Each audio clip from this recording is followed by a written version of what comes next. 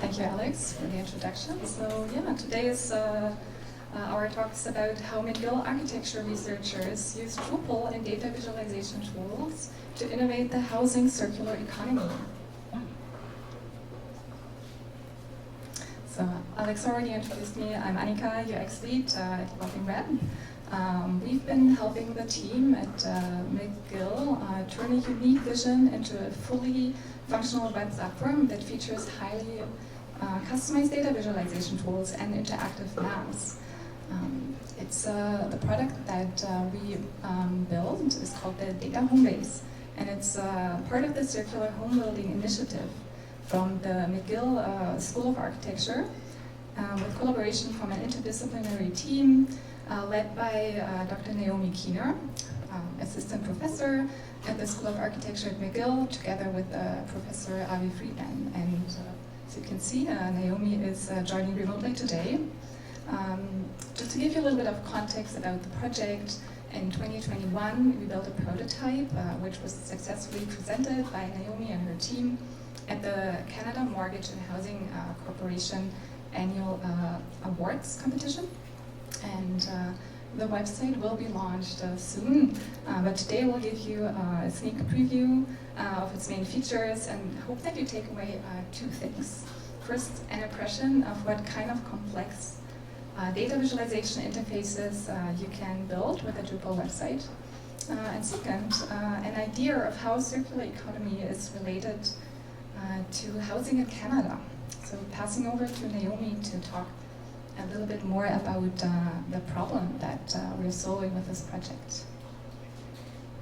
Great, thanks so much, Annika. And I'm sorry I can't be there with you today, but myself and Abby is here too, and the team, and we're in the Federation of Canadian Municipalities in Toronto, where you can probably see behind me. We're also giving a sneak preview of this tool, and it's exciting to share it. But as Annika said, this is really the initiative of this project is to foster a circular economy in Canada's housing. So circular economy means for materials and buildings are kept in use for as long as possible to really try and reduce waste and to promote sustainability.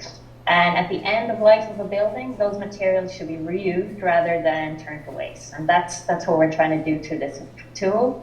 And for effective circular economy decision making, we need robust building data.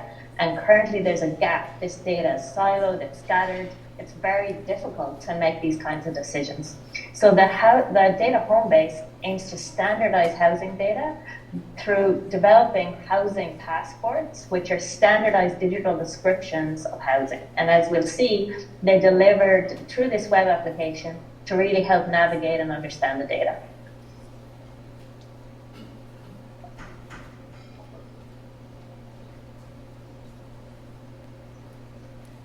So the web application that we built visualizes Canada's main housing characteristics with a focus on affordability, energy performance, and embodied carbon. It's designed for researchers, policymakers, members of the architecture and design industry who can use the tools to inform their decision making and to calculate the potential environmental impact of architecture projects.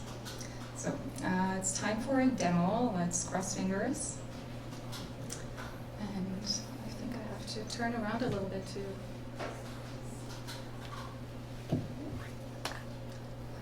both. Okay.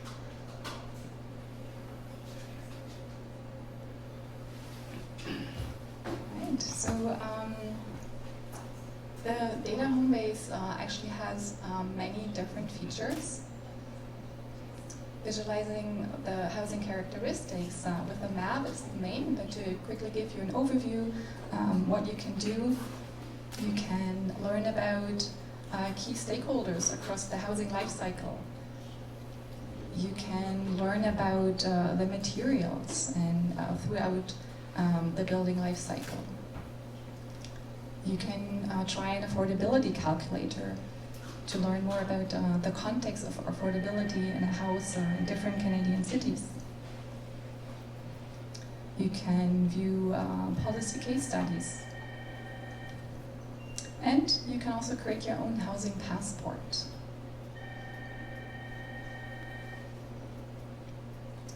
So let's dive into the housing map.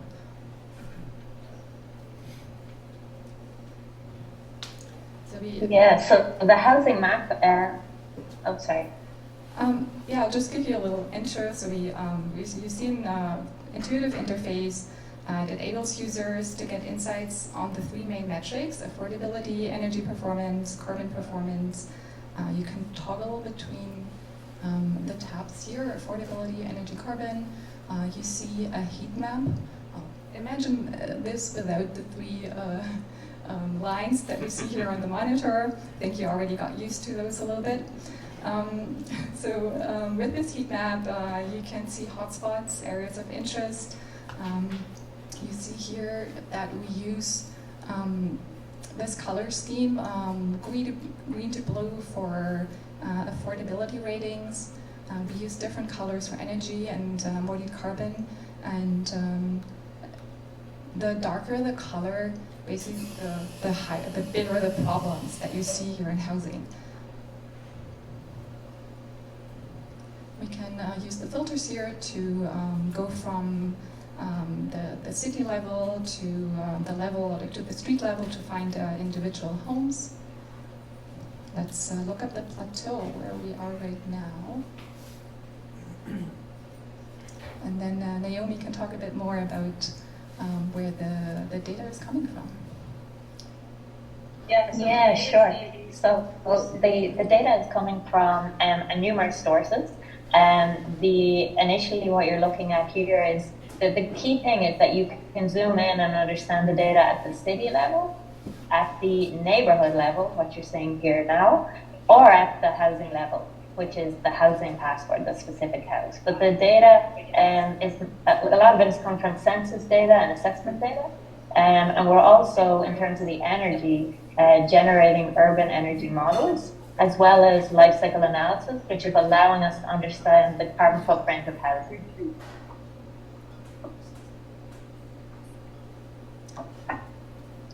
So we are just looking at a random building that is somewhere around here, and you can see an overview, the rating again. Right. Yeah, so the overview, if you zoom in, I think what Annika is showing now is that you can click on one house, but then that gives you the overview, then you click on it and you get the entire digital description. So this is the housing passport, and it's allowing you to have a digital description of houses, because right now this data doesn't exist. We do not have standardization of housing data. And through the housing passport and through the visualizations, you can start to get a clear picture of different housing.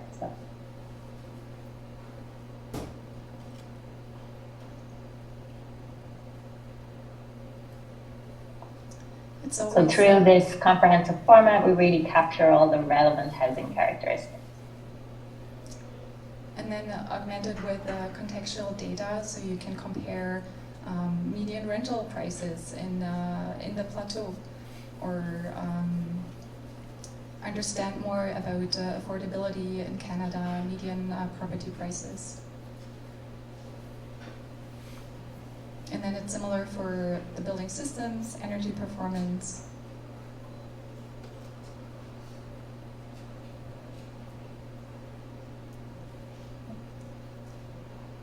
And for that, I can just jump in and say for the construction and design, because we understand the year of construction, we understand the code that was used to build and during that time, that allows us to develop models which have to allow us to understand the materials used in the particular properties, which then allows us to have that carbon performance that you're seeing at the end of the tool. And the carbon performance on the first page is showing if the materials were to be renovated, let's say, and that building's to be renovated and those materials are to be sent to landfill, what's the carbon impact versus if they're recycled or if they're reused. And we can see that, if we reuse and recycle, your carbon savings are much greater than if those materials are sent to landfill. And this is part of trying to really incentivize a circular economy. How are we doing with time? Almost done? Okay. So unfortunately we don't have time for all the other features. But yeah, I want to thank you to wrap up. This project has been super interesting for our team at Evolving Web. I think our designers all learned a ton about data visualization. Our developers have become ArcGIS map experts. We've tackled complex formulas, handled data for hundreds of thousands of buildings, maybe even millions. So we're excited for what the future holds for this project. And yeah, I hope it will impact Canada's housing situation in a positive way. Thank you so much, Lily, for joining us today. Yeah, thank you so much, Annika. And it was a pleasure to work with Evolving Web on this. And yeah, we hope everyone else has